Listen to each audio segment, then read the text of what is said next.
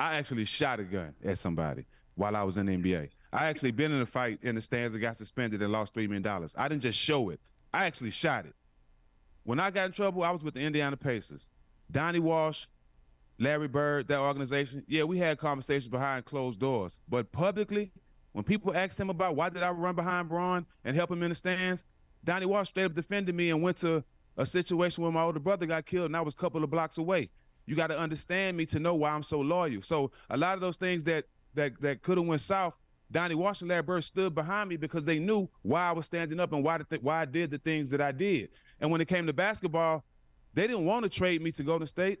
Me being in those situations, I put them in a bad situation, so they had to trade me, so I understood that. But publicly, they never belittled me in any type of way. They stood behind me 10 toes, and I respected that because they didn't fight. They didn't feed into what the media was saying. They knew the type of person I was. And I think the organization, they put all that money in Ja. They know what type of person he is. They invested all this money in him. So you know what you invested in before you gave him that money. So why would you jump on a bandwagon and feel like you shouldn't start him when he's still your franchise player? That just didn't sit well to me because I've been in those shoes and I've seen the organization. I actually went way farther than Ja did, and I've seen the organization standing behind me, and I'm not even close to being the caliber of player that Ja is.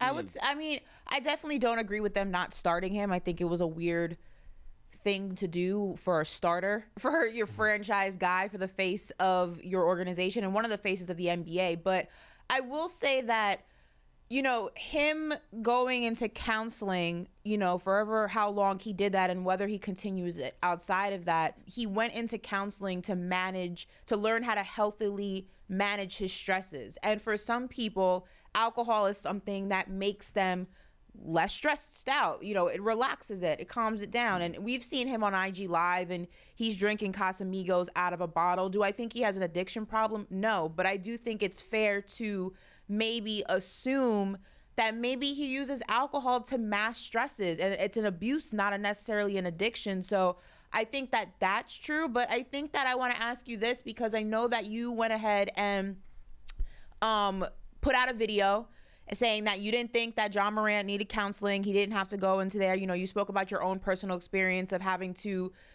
speak to someone after, the fight broke out in Detroit and things like that.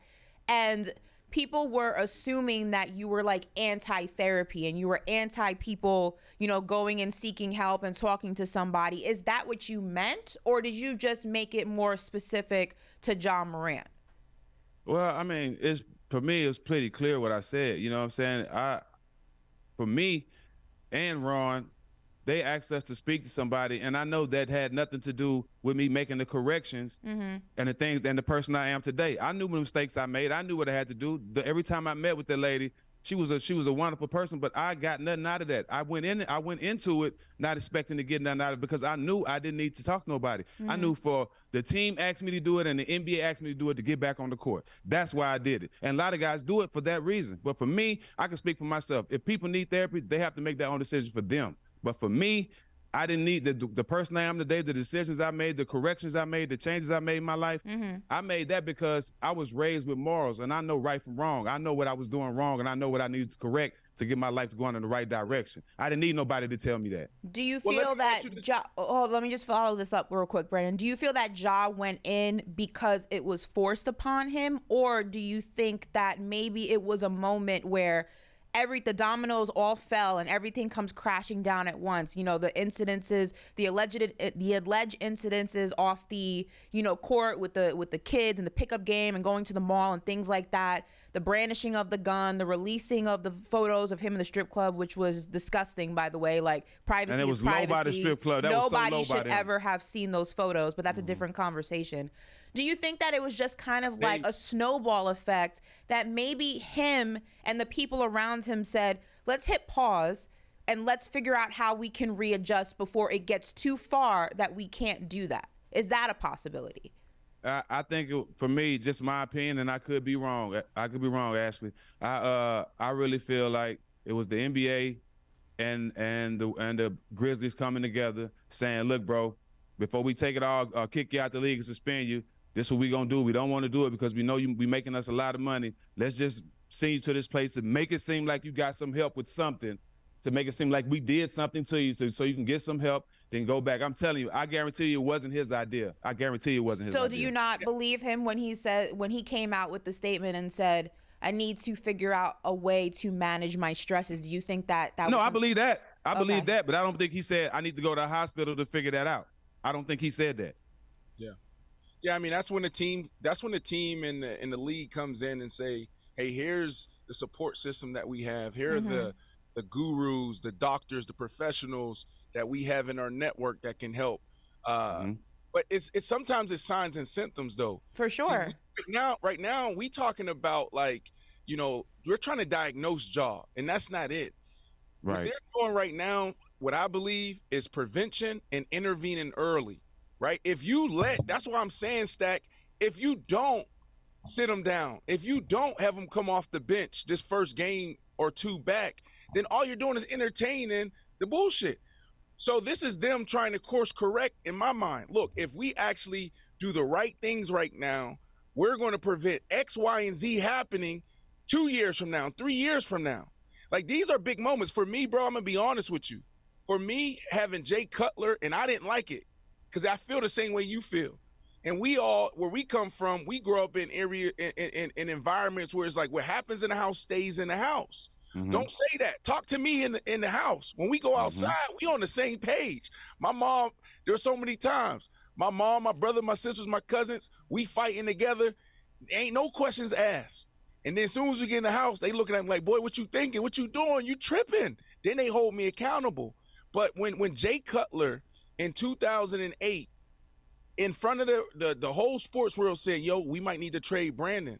He acting up too much. Yo, that did something to me. It made me really lean in and say, man, like, if my guy's saying this, then then there's something really going on.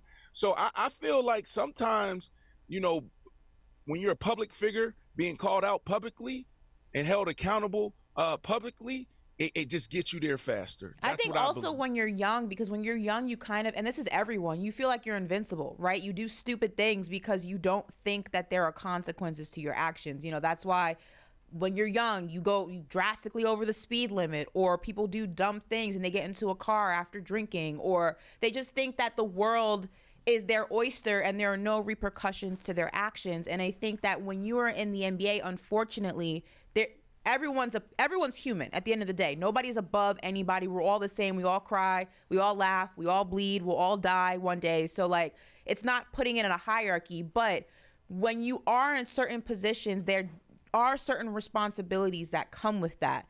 And unfortunately, that does mean you have to play by certain rules. Whether people like it or not, the NBA is a business, and the NBA will do what they have to do to protect their business. But so is JA Morant. He's a business. He's an entity. He's an enterprise. He is a brand, and he should want to go ahead and do the things necessary to protect that outside of the NBA, because he won't play basketball forever. But what he does while he's playing it will go ahead and change the livelihood of his family, his kids' kids one day, and that's important. So I just think that for me, whether or not the NBA forced his hand or whether or not he really wanted to go and get help, if he is doing something in his personal life, whether it's partying, whether it's drinking too much, whether it's whatever it is that goes on behind closed doors to manage stresses that come with being a brand, a face of a franchise, a face of an organization, then he should absolutely go ahead and do the work necessary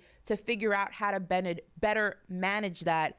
And I hope that if it was his idea, or even if it wasn't his idea, that he still continues to do that work, because there were things that were coming out that were outside of normal behaviors. And you want to catch certain things before they escalate, because as you know, when you get older and you get stuck in your ways, it's a lot harder to change unless you are actually actively doing that work. And some people aren't willing to do that. So I just hope that whatever it is, he continues to do that work on himself.